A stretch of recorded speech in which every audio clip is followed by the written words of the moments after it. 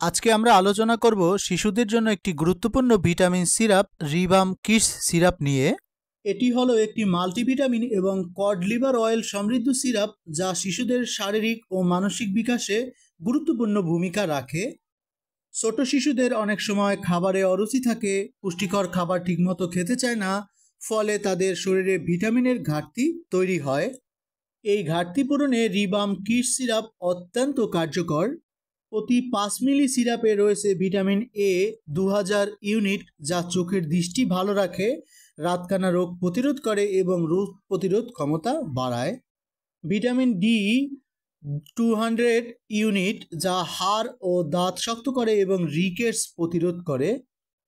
এবং vitamin C 17.5 milligram, যা শরীরের রোগ প্রতিরোধ ক্ষমতা বৃদ্ধি করে, সংক্রমণ কমায় এবং ক্ষত দ্রুত সারাতে সাহায্য করে।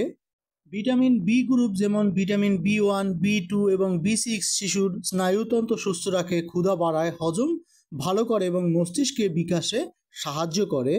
এবং ভিটামিন ই 1.5 মিলিগ্রাম শিশুর কোষকে সুরক্ষা দেয় এবং শরীরকে সতেজ রাখে। নিকোটিনামাইড 9 মিলিগ্রাম রক্ত সঞ্চালন ভালো করে ও ত্বকের সুস্থতায় সহায়তা করে। এছাড়া এতে রয়েছে কড লিভার অয়েল 100 মিলিগ্রাম, যা ভিটামিন এ ও ভিটামিন ডি এর চমৎকার উৎস।